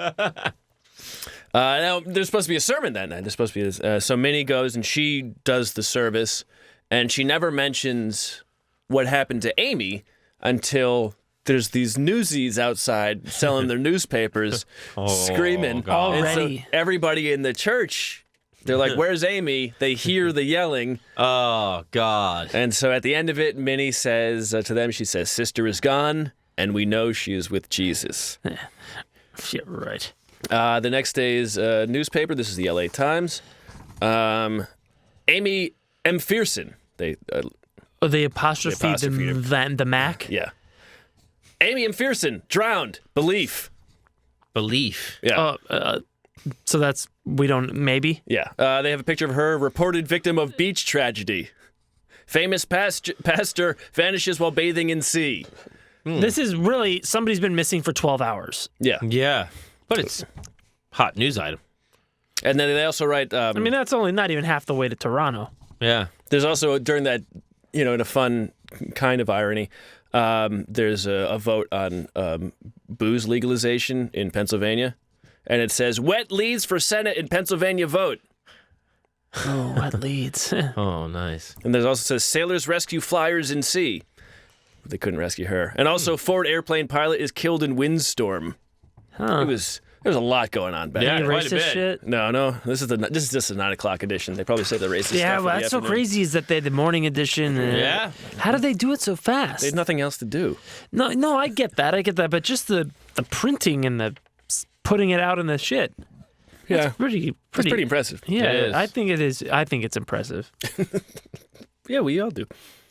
9:00 a.m. edition. Wednesday morning, May 19th. And you got the Los Angeles Times. And this is when that family ran it. Yeah. The guy that Brinkley met. Yeah, what's his name? Whatever. Terrible anecdote. Absolutely abysmal. What was this family's deal? They were the royal family of Los Angeles for news. just period. Oh, really? Yeah, shit. Listen, it's been a fucking 4 Bud Light night. 3 Dog Night, 4 Bud Light Night. So there's a 32-day vigil at the beach. Jesus! Yeah. 32 days? Yeah. 10,000 congregants show Chandler. Happy Chandler. That's right. Huh. 10,000 congregants show up at the beach, praying, singing, weeping. A deep-sea diver searches for a body. There's another diver. That diver dies from exposure. Oh God. Oh God. One of her followers throws herself off a pier and drowns. They couldn't find no This one. is like Kobe Bryant. I'd say it's more extreme than Kobe Bryant. I don't think so. Yeah, I think most people have forgotten about it in the city already. About Kobe? Yeah, compared to this, people are throwing themselves in the sea, Aaron. You wait. Until what? People throw themselves off the pier? People are better swimmers now. Sure. I could throw myself off the pier fucking at midnight. I'll get to shore. Okay. Name a pier. name a pier. Like Pier 1 Imports, got it. Santa Monica Pier. I'll jump off the Ferris wheel. You jump off fucking Pier 1 for all I care. That's what I just said. I'll jump off Piers Morgan. I'll still make it. Now, These people, then they were, they're wearing all sorts of petticoats. Really heavy clothes. Yeah, petticoats. Now, no, the body was never found, and Minnie says, "Let's go. The Lord has taken her." And where's Osterman?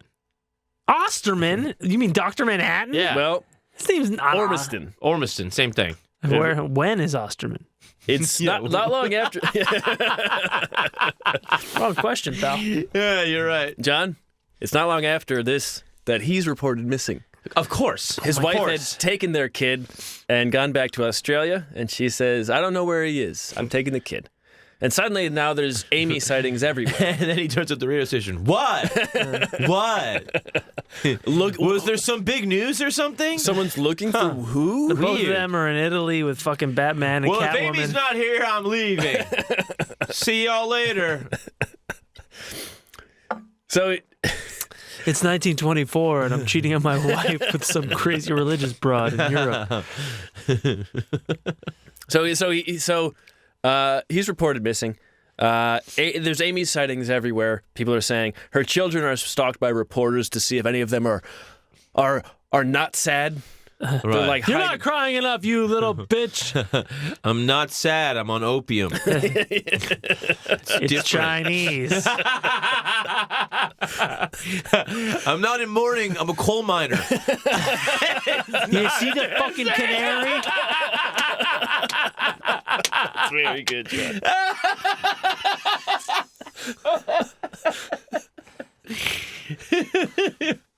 Rosebush.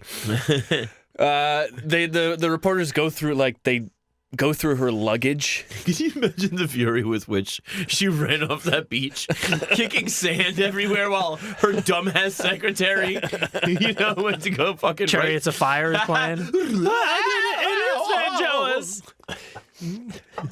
The reporters they go through her belongings. They're being like, "Oh, look at this outfit." Whore. And then all of a sudden, Ormiston disappears again.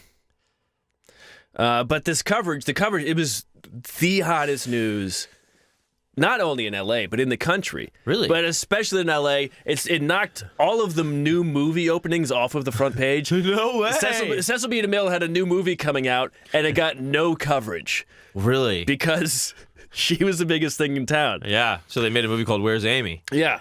No, did they? No.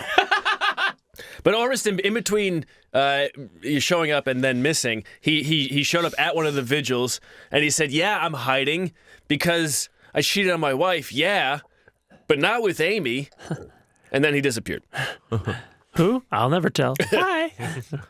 So a $25,000 reward is offered for Amy's, bringing her back wherever she is, and they get a ransom note demanding $500,000 signed by the Revengers. Hell yeah. Oh my God, for real? And so That's Amy's some movie shit right there. yeah, Amy's mom. Has got it going on, I believe. Did you just say Amy's mom has got it going on? If I'm not wrong. No, you're Now, not she's wrong. talking about sliding up and down that old druid's pole all the time. Oh God! God, I mean, abandoning the Salvation Army to spend time worshiping this poor man's fucking totem pole. Now you want to talk about some fan fiction? We got the Revengers and Amy's mom. Jesus fucking Christ! It's hot revenge porn to the max. Call me freak. Call me pervert. It's me. It's something I enjoy. Got Osterman in several timelines. We basically have an orgy. If you count every year that he's in at the same time. I mean, it's a gangbang. Yeah. Yeah, it's like pretty sucking much. 10 9-volt batteries. So in response to this this ransom note demanding $500,000, Amy's mom, Minnie, she writes a questionnaire with questions only Amy would know the answer to. Ah. And but while this is happening, the church is making more money than it's ever made. Oh, They have a memorial. that's curious. They have a memorial service in June, and they get $35,000 that night. It's about $500,000 today. Right there in Echo Park, huh? And then not long after they make all this money, Minnie discovers that under her mail, there's someone in the church had missed it, but there's a response to her questionnaire, and in it is a lock of Amy's hair and answers toe. to some of those questions. And there's also a letter from the Avengers, and it's pretty stupid. Your daughter is a bitch. We want the money. Here's her hair. Here's her pubes. They do write. Maybe you should teach your daughter better grooming habits. We took these hairs from her book.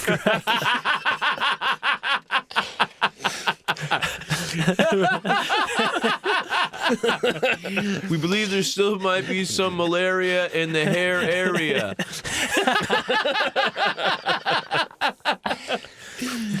Smell this, Mom.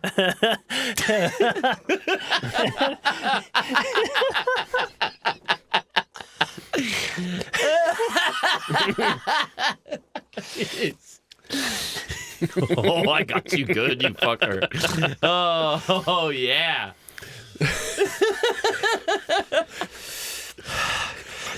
I'm not gonna say it. Go. Okay. Not gonna say it. Go. So you're not far off, John. In the letter, they do say I'm not far off with all that shit. well, some of it, the beginning part. They do write, "We are sick and tired of her infernal preaching," but they also write, "We realize you got to use this letter to raise the dough. It's plain no orderly methods will work with you, so we've sure doped out a corker."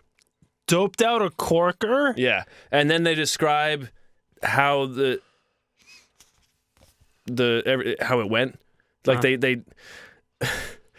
write, "It may interest you to know just what happened at the beach a month ago. Well, we had inside workers who kept us informed about her whereabouts." So they're like giving away. Beach workers? Yeah. They're like giving away the.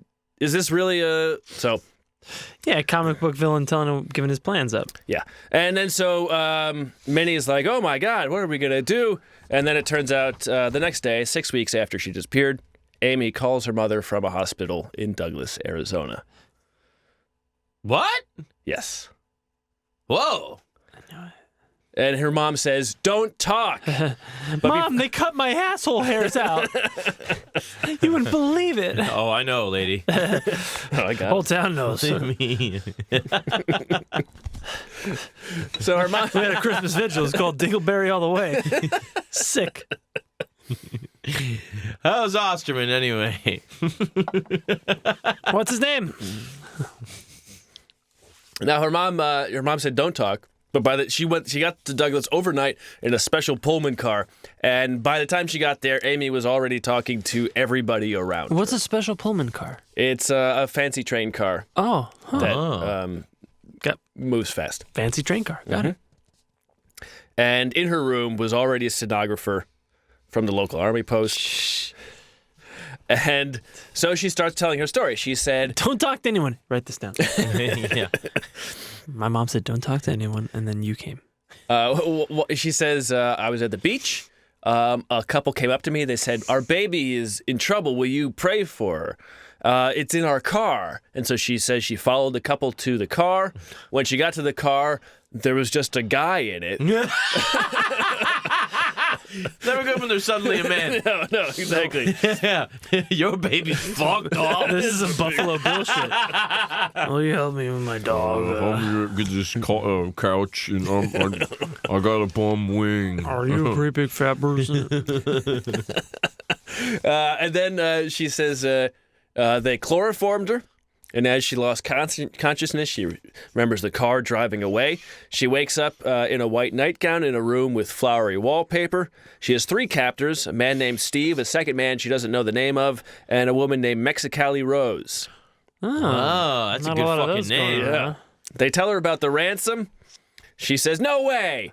And then they say, "Oh, We're we'll gonna get cut her." your asshole hairs off, lady. Exactly. Good luck. Long overdue. Gee, this is gonna take a while. 6 weeks.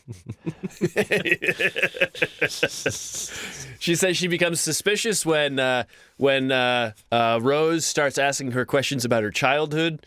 You For know. the questions Yeah. only she could answer. And then she says one night, there's Rose and a couple men. Shit. They take her to a shack in the middle of the Mexican desert, Huh. What? and they leave her there. And then one day, after Rose goes out to buy supplies or something, Aimee, she jumps off the bed, cuts her tied hands with an open can top, and then she's free. Before she leaves, she stops and prays, Oh yeah, do that. and then Pray on the way. Pray on the way.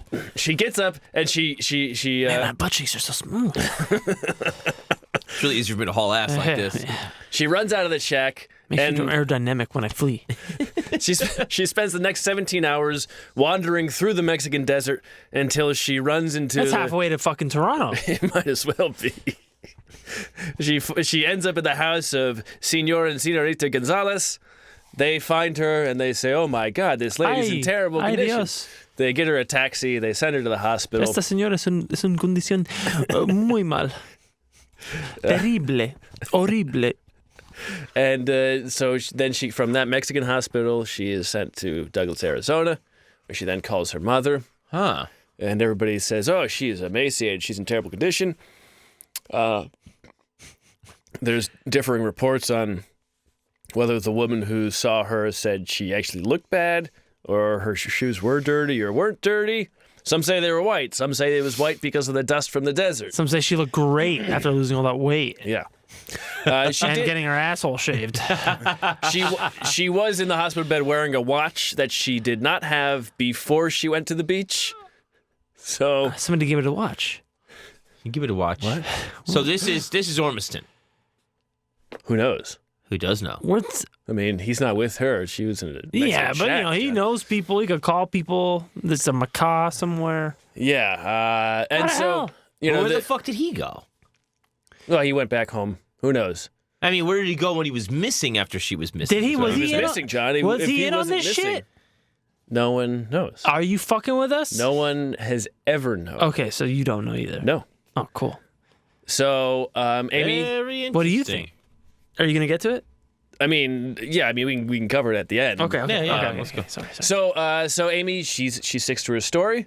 Of course, the LA press absolutely does not believe her. Mexicali Rose? Yes. Yeah. Porn star. And in the PBS documentary, one of the stories is like, I am completely convinced this is a total fabrication. Hogwash. And he even goes, Mexicali Rose? Oh, yeah. So the people who are skeptical think that she was just in Douglas, Arizona the whole time.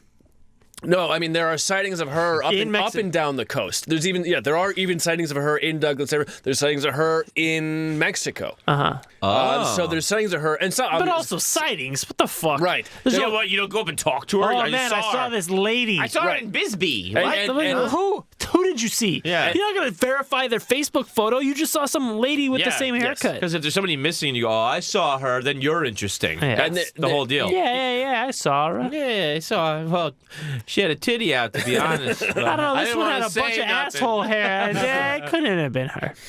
And then there are people who saw her, and when they're brought on the stand later, they say, oh, no, actually, I saw a picture of her. Or someone says, I saw her on a train, but it wasn't her. Or this is her, and then they find the person they were talking about, and it's not her. Oh, you're right. So there's sightings. None of them are ever confirmed. But also, when someone disappears, there are people who think they see. Yeah. Do you see? So initially the DA and the cops they take her story, and then not long after that, they then turn on her and try her for. Yeah, she rode my motorcycle up and down her old fucking church like I'm some kind of fucking circus clown. Anyway, back to a life of crime busting for me. Are you spook smoking weed in here? What? Yeah, it's what cops do. Oh, okay. That's what she said to the. No, that's what cops. The Right. cops who are going back to busting So real you- crimes. Mm-hmm. I'm making a commentary on the institutional racism of the police force. We'll fix it in post. Malone. Go ahead. So she rests up. She tells her story. She rests up. She returns to L.A. 30,000 people show up at the train station to greet her on her return to L.A. So is everybody think it's a stunt, pretty much? Well, the L.A. newspapers do. And the people that show up to greet her, are they pissed? No, They're happy. Oh, big yeah. love. Well, it's big Christ- love. it's Jesus is Christ-like. back. Yeah, disappears in the water, comes back, Yeah. Just like Escape- Jesus disappeared in the water. escaped hell. Yeah. Hell, Yeah. Mexico? None of these things Jesus did. He did not escape hell. He did not die in the water. He wasn't a woman, as far as I know. Back from hell. Cabo He's pissed. And tan. lost a bunch of money down there. Asshole shorn. Smooth. Got caught up in the undertow. So she becomes a national sensation from her return. The LA newspapers spend the rest of the year going after her. She's blowing the Scopes trial out of the water. The monkey Yeah. trial. She had previously fought. She was in the water. She blew the trial Yeah. out of the water. Yeah, she had taken the side of anti. Could you say what the Anti-evolution. Scopes trial is? Can you say that? Oh, the Scopes. It's the Scopes monkey trial. Scopes was a teacher in Louisiana, Louisiana, and he wanted to teach evolution to his students. And his case went all the way up to the Supreme. No, it wasn't. Not the Supreme Court. It was argued in court that he should be able to teach it, and he lost. I don't fucking know. But they called it the Okay. monkey trial Right. because Yeah, of the monkeys. Scopes monkey. Big national trial of the day is the Yes. point. Yes. Okay, got it. And it It wasn't a local thing or anything. No, what I yeah. think it I don't want to speak out of school, so I'm not going to. Okay. But it was it's one of those big Monumental. monumental. Yeah, I think William Jennings Bryan represented one of the sides. Yeah. And so there were big players involved. Yeah. So, and as historian Stephen Prothero points out, when this is happening, this isn't the time of Babe Ruth. This is the time of the first radio national celebrities in the United Did States. you see this is the time of Babe Ruth? Yes. Yeah. So 27? Yeah. Great. 26, 27. Great year. And Oh, the fucking Bill Bryson book, 1927. okay. The summer, one summer, 1927. Big year. this is the time of national celebrity on a scale Charles Lindbergh. across the country. Yeah. Before it was halfway across. Now Much it's more united media. Yes. Right. And no one's ever. How do you deal with that, right? Well, the cops and the district attorney in L.A. charge her with lying conspiracy. She kidnapped herself, dude. Yeah. She fucking kidnapped herself. And That they're gonna kill that poor woman. It involved body parts in an envelope. Yeah. so I'll get you a lock of butthole hair, Yeah. with or without dingleberries. End of the day. now, Dark web. so her trial is huge, and H.L. Mencken, noted skeptic, shows up into town, and he's all ready to mock her. But when he sees the trial against her, he sees it more as what he called the Babbitts of City persecution. Hall, as a persecution. Yeah. And he sees it as the city trying to take her down, as opposed to actually doing a real thing. And so he ends up taking her side, and she is acquitted because really, as much as you can't prove that she was kidnapped, you also can't prove that she's lying about it. Of course, It's hard to yes. prove a negative like that. Yeah. And so from this, she's great. And Asshole hair grows back, I assume. so she's back kind of to where she was. Braided. Oh, man. But she doesn't stop. Never keeps things simple. She tries to make a movie about herself. It's called The Clay in the Potter's Hands. She loses about 30 pounds for it. Some say she got a facelift. You'd be happy about that, Aaron. Well, she was in Mexico for so long. It was apparently emaciated, Talking about etc. Parasite. And Parasite. See it now. Film of the year, Bong Joon-ho. for your consideration. She tries out for the part of herself in it, but she fails the screen test. It's just not believable. And so they don't Too make- old and they fat. don't make the movie. Facelift did not take, I'm afraid. I can see the staples. I can tell you part Druid. Oh, no.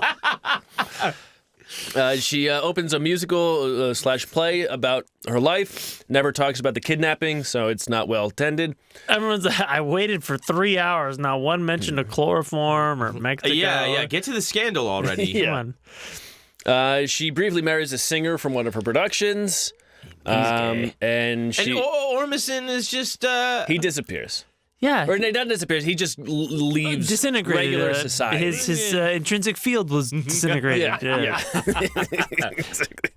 Shows up as a giant blue hung guy. He met a lady. Right, yeah. And so she marries as she gets older. Maybe in the 30s, she marries one of the singers from one of her productions, which is a scandal because as a divorced person in the church, she's not supposed to marry again. She's not even supposed to be divorced. Yeah, That's a double scandal. And so then eventually, not long after that, they divorce. Milton Berle says he had relations with her. Right. Oh, She never confirms that, but he talks about it. oh God. It's sick. Those old Well, he was fish probably- lips of his. Well, he was probably a young fucking buck at that point. Oh, yeah. Yeah. Showing everybody his dick, too. So. I heard, time. yeah, Milton Berle had a big ass dick, huh? Yeah, and he showed everybody. Oh, God, maybe he was Dr. Manhattan. DC. DC. The next hog, I you will smell. take it. I smell, I'll tell you Oh that. God. As all of this keeps swirling around, some of her followers see her as a distraction. They break off to form their own denomination. No way. And, We're the 5 Square Church. Yeah. So. with this celebrity, historian Daniel Mark Epstein, or maybe biography, he says, look at what happens with her when someone is forced into isolation, and in her case, because of her gifts. She did crave the spotlight. I don't think she ever realized how it would actually remove her. Right. In that sense. And so Yeah. she keeps trying all of these things. She thinks maybe a movie will do it. Maybe marrying this guy will do it. Yeah. And, in the end, she really the best thing for her was her church work. When the Depression hits, she opens up a pantry. She starts working with more downtrodden people and non-whites.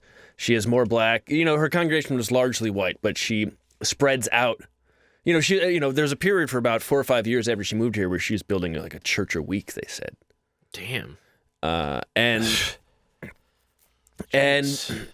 during the Depression, her commissary was one of the biggest and one of the biggest available and one of the first in LA. And it didn't matter what race you were. So she was a huge help to the Mexican community. Yeah. And in the 30s, she goes on a 40-city tour. She has over 4 million attendees on it. 1 in 4 Americans at the time. Jesus. And during this time, she starts... And she's feeding them all slop. Yeah. And she starts speaking in tongues again.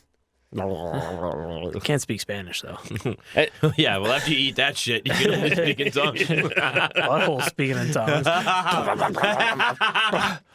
Lady, are you talking to God in there? Tell him he smells like shit. Plus, I farted. Of course. For some reason, I knew that was going to come up at some point. Even yesterday when I was putting this together, I knew that was going to come up. I get your New Testament right here. And so this goes on for the next almost 20 years or so. And she's just helping out as many people as possible. September 1944, she travels up to Oakland, one of the places where she first started out when she came to the United States. And she's been taking barbiturates to help her sleep. Oh, nice. Party. And she goes to bed, and the next morning she's found unconscious on the floor, and then she's found dead. Did you fall asleep in Jesus? Probably. It's first reported as a suicide and then later classified as an accidental death. Aw. She was 53 years old. That's a good way to go. And someone asked her what her greatest wish in life was. And she said, as a woman, a happy Christian home with a devoted husband and family. But as an evangelist, I would wish to have a public address system mighty enough to visit everyone in the world and a radio station that never went off. Wow. And right before she died, she actually applied for a TV license. Wow. This is 1944. She would have been the first TV evangelist. Wow. Jesus. Damn. And today, after she died, a few years later, her son Rolf took over. Rolf He lived takes the reins, as it were. He lived until he was 97. A shame you took too many barbiturates last night. Hush, mein canary. Say not to sing about our plan. If only you had a canary in your coal mine, mother. And he lived until 97. He ran the church. 97? Rolf McPherson? Yes. Did he marry? Or sorry, please continue. I'm sorry. He lived until he was 97, and he grew the church. And today, the International Church of the Foursquare Gospel has over 6 million members and more than 50,000 congregations. Jesus Christ! And does the family have any involvement in the Angelus Temple? What's going on with that? It's now run by a couple unrelated to them. Roberta also passed away in the 90s. China or what? They don't say. And KSFG was sold The only for... Roberta in all of China. Oh. KSFG was sold for like $200 million, I believe. To K-Day. To the Spanish, or I think Mexican radio station. Just a number of them in LA. Really? Yeah. I don't know shit. Most of them in LA. How about Spanish Chinese? Well, you went to one of those stupid fusion restaurants. How was that? It wasn't that. You went to Mexican Indian. That's right. Spanish Chinese, close enough. Good job. Yeah, absolutely close enough. It was not. I bet you Spanish Chinese is better. You have no such thing. Actually, I'm sure it's not. Mexican Indian. Ugh. Now, before we leave, I'll play a clip of her, but because she hit the perfect time when there's plenty of film of her. Mm-hmm. I couldn't find any. I could only find a couple recordings of her sermons. But there's her opening the temple. There's her. I guess I want to know, what do you like about this story? I mean, well, just it's both absurd. She's a person that is both. She did her best. Like, she didn't really harm anybody per se. No. She helped as many people as she could, and even I wouldn't want to be a member of her church. I don't believe in any of that shit. Yeah. But I do like how she reached out and fed people, and it didn't matter what race you were. Yeah. And the story of it's so stupid. Yeah. Of course. She was not kidnapped. There are stories that there was someone was a rich woman was kidnapped in LA a few months before that, right? And she had her life threatened, and there were but it seems like a very elaborate attempt at a vacation to me. Yes, and with the knee effect of being money. PR. Yeah, I mean, I don't like. You think it was done for PR more than just a break? Because that's what it really said to me. Is I thought I think a woman like this is not looking for a vacation. Really? I think she said, well, if God could grant me one wish, well, as a woman, it'd be a devoted husband with a loving family. But as an evangelist, the world's biggest PA system so that I could reach the hearts and minds of everybody on the planet. Yeah. I think this is a PR stunt. Yeah. Huh. And she sounds more tortured to me in that period of her life than that. She was incredibly between tortured. her mom and the guy and everything else. I think at the very least, both. Yeah, maybe played into both. Yeah. I mean, this, she's a woman who grew up on a fucking bohunk fucking farm in the middle of nowhere, Ontario. Oh, yeah. And grew to be the biggest celebrity in Los Angeles for her time. Yeah. I mean, I don't think she ever thought that would happen, nor knew how. There's no way anyone was like, this is how you deal with it. Yeah, but it just seems like also that would maybe bring on some kind of crisis where you would want to fuck off for a Oh, bit. yeah, I mean, that's what I mean. Is Yeah. she didn't know how to handle that, so she's like, what if... Brittany shaved her head. Here's an out. Britney shaved her head. Yeah. Yeah, it was like, here's an out where I can she cut her hair pretend short. that it, that I'm not the bad Right. person. So what do you think it was about, the kidnapping? I mean, I think it was exactly that. I think she wanted to get out, but she didn't know how to say, I don't want to do this right now. Yeah. And, don't let, what do they say? Don't let a good crisis go to waste. Go to waste, yeah. Right? So, fuck, if I'm going to take a break, I might as well use it to Do you think there was pump up ever- my return. ever I a mean, po- Jesus is doing it, Do you think right? there was ever a point on that? This place sucks. I'll be back in 2,000 years. Do you think there was ever a point on that time where she was thinking about not coming back? I mean, there probably was. But Because it stretched for a minute. I mean, I think she probably was resigned to the fact that this is her life. And then the behavior of the boyfriend is kind of weird too. So you wonder if maybe he's he an did idiot. tell her, or that she did tell him, and then that's why he kind of laid low for a while. It's you would imagine that he would go with her, right? If they were really into each other. No, but I think it's one of those things where she was in complete control of him the entire time. Oh, really? Yeah, well, she wanted a devoted Well, husband. It's like, okay, my mom is sending a telegram. Yeah. You better get back there Yeah. and tell them that you're not here. Pig. Oh, okay. People have seen, there are sightings of me. You better show up there. Yeah. It's just Yeah. there's a convenience Yeah. to it. So that does lend some credence to the fact that they were, all right, let's try and take a little fucking lover's getaway. Yeah. But shit, it's And not it- going as planned. There was a book put out in the 90s about how, like, what she was trying to prove what she said was real. And there's one of these people that their handle is Steam something. It's the same on this book review website as it is on Amazon. It's just that whatever's after Steam is different. It's very clearly the same person. And they have this great quote or this great diatribe about how this is all very real. And then they write, people got kidnapped all the time. If someone told me they were kidnapped for a few weeks, shrug. It happens all the time.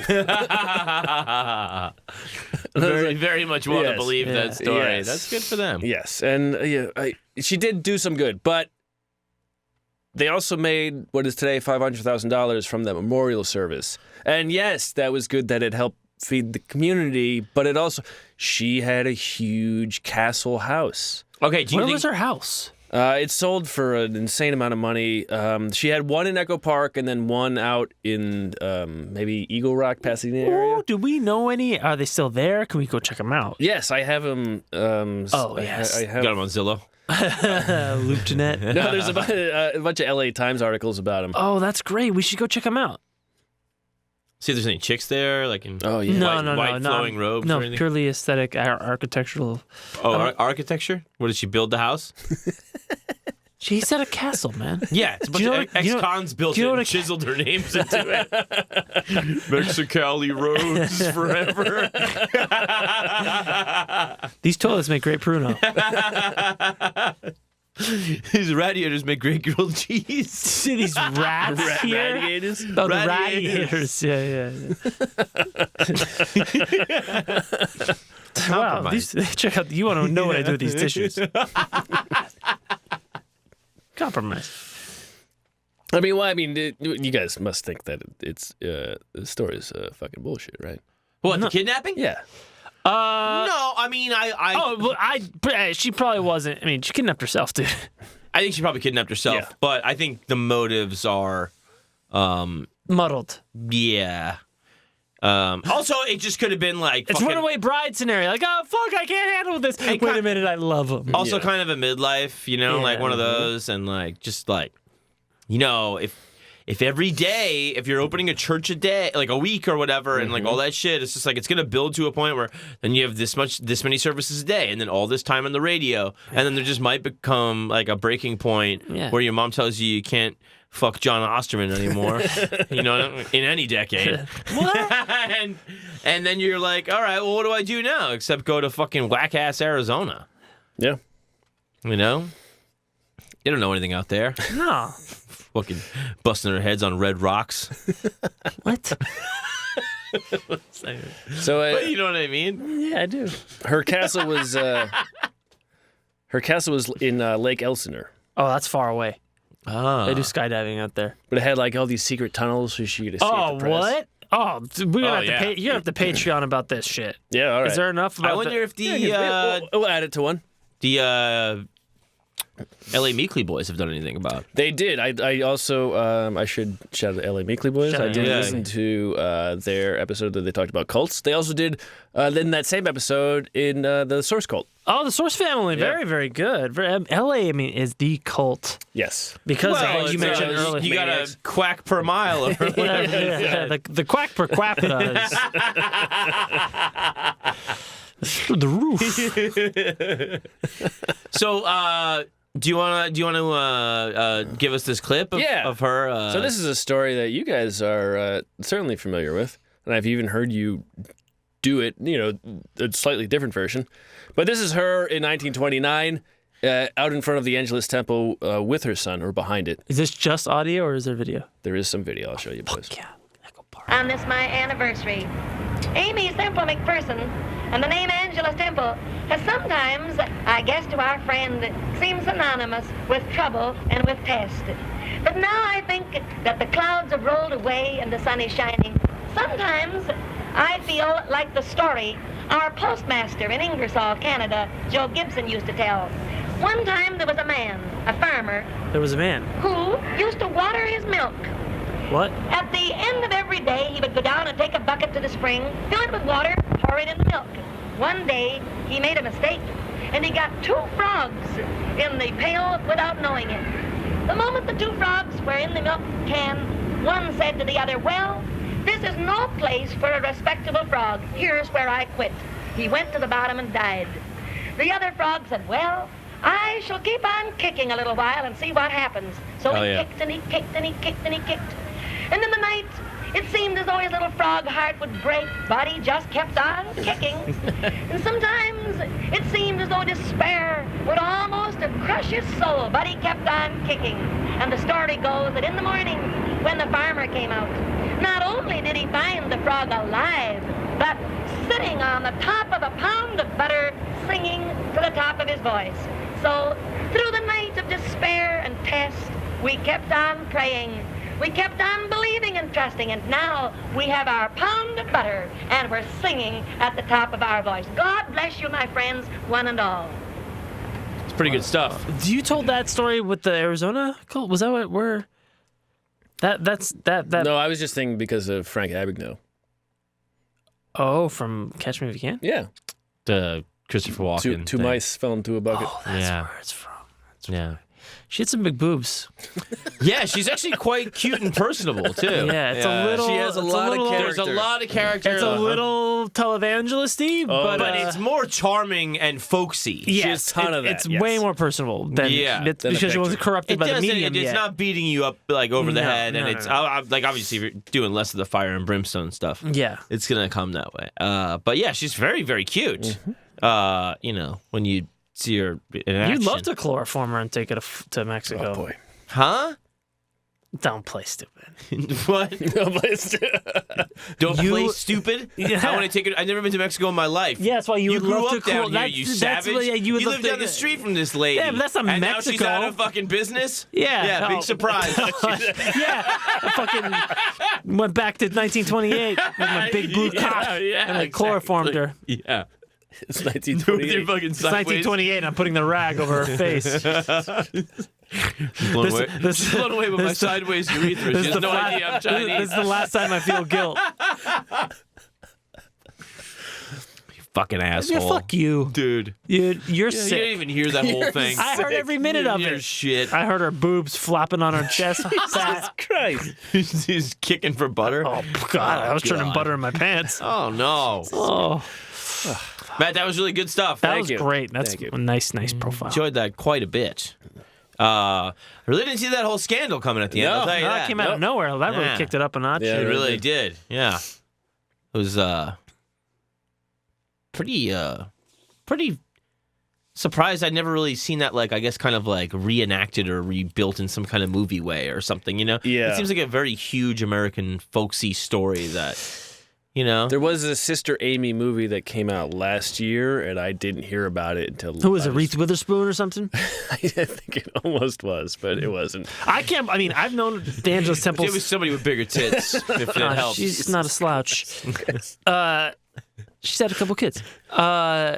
She was great in the movie Wild, wonderful motion picture. I think she was nominated for an Oscar for that. I grew up near the Angels Temple, and I had no idea that she had any. I've never heard of this person in my life.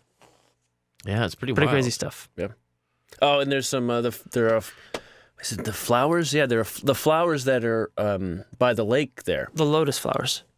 Those are supposedly ones that she planted, and they're not native here. They're not native, and then they were dying. They're Chinese. Yeah, they're Chinese. That's why they have the Lotus Festival.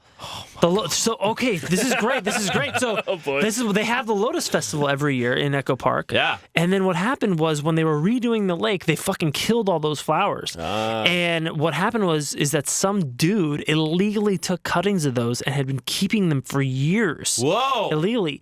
And when they got gutted, when they redid the lake, they were like, fuck, what are we going to do with these? And he showed up and he goes, I got them. No fucking way. And although they he was like the orchid thief of Echo Park. Yeah. Wow. And he goes around and he's fucking takes the fucking hay out of his mouth and he's like, I got them stupid flowers they're looking for. I don't know what I was going to do with them. Now I'm a hero. Give me some money. Yeah. Exactly. Yeah. Pretty crazy, huh? That's pretty good stuff. So she's behind the Lotus. Fuck, that's nuts. Damn. At least that's the rumor. Well, I'll take it as Yeah, true. I know. It's a pretty good one. I like that a lot. That's crazy. That's very crazy. I love that. That's good stuff. That's a nice little coda to the story, Matt. And was he a Chinese guy that stole? No, he was not. He's busy peeing at people's cokes. Selling mogwais. Yeah. All right, Matt, that was great. That was great. I'm going to say goodnight. I love you. My name's John Fahey. I am Aaron Pita. Good night, everybody. We love you.